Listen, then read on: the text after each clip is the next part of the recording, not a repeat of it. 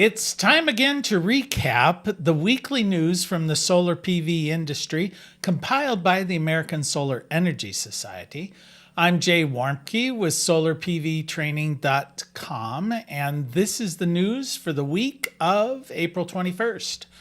All right, well, according to the Energy Information Agency, only about 4% of all of the planned new generation on the electrical grid for 2024 will be powered by fossil fuels. An additional 1% will be coming from a nuclear reactor that's geared to come online. So the full remaining 95% of all of the power that's being added to the grid in 2024 will come from renewable energy. Now, solar makes up the majority of the planned new generating capacity at about 58% of the total. Battery storage comes in second with 23%, followed by wind with a little bit over 8% of that's going to be added to the grid. Battery storage is the fastest growing energy source on the grid. In 2020, batteries made up only about 1% of all of the new electric energy generating capacity. Battery capacity has more than tripled over the past 3 years and is set to double again in 2024. While renewable energy dominates additions to the grid is still dependent on fossil fuels for most of its power. 59% of the electric power comes from fossil fuels. That's 43% from natural gas, 16% from coal. Renewables account for about 23% of the existing grid, and nuclear energy accounts for the additional 18%. Now, unless you've been living under a rock for the last couple of years, you've probably noticed that the price of electricity keeps going up, even though the price of generating electricity from wind and solar continues to actually go down. The high cost of fossil fuels, which are, as just pointed out, a large part of the electrical mix, as well as increased demand for wind and solar, keeps driving up the wholesale price of these commodities. The North American Power Purchase Agreement Price Index is a report that follows the quarterly wholesale price of power. This is what utilities pay for power from providers.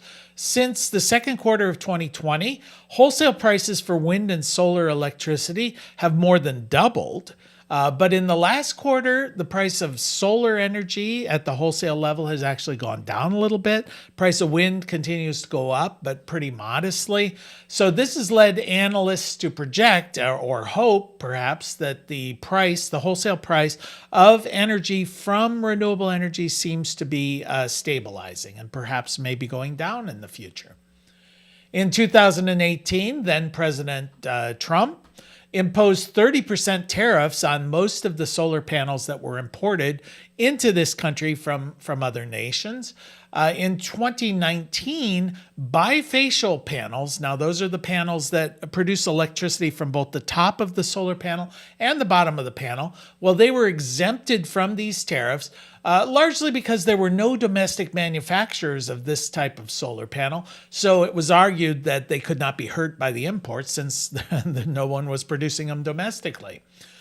Well, then President Trump ruled that they would reinstate the tariffs on these panels.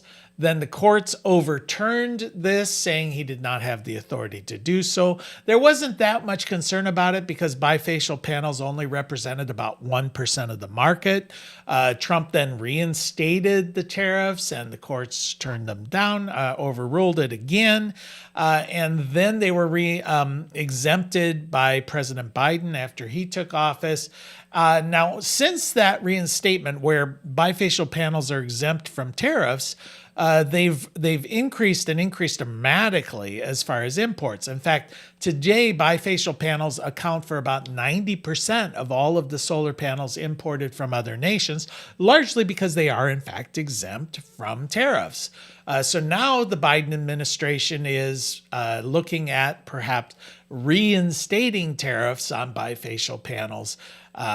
So it goes. Net metering 3.0, which was instituted by the California Public Utilities Commission about a year ago, has really devastated the California solar industry.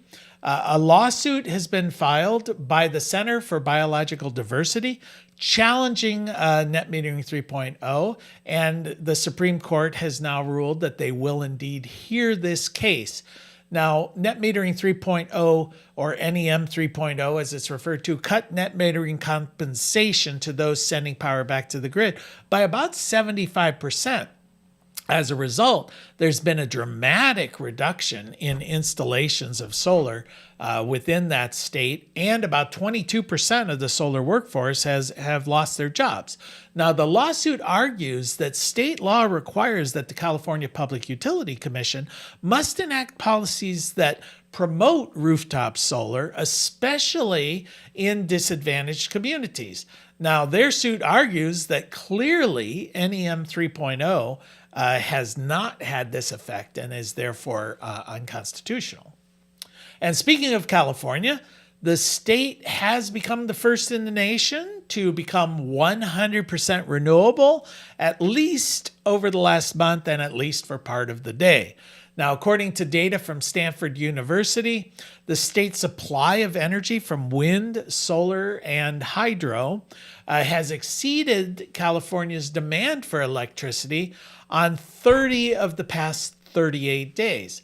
Experts expect that this trend is going to continue and accelerate as renewable energies within that state and indeed across the country become more and more a dominant part of the national grid. And that is the news from the solar industry for this week. We'll see you next week.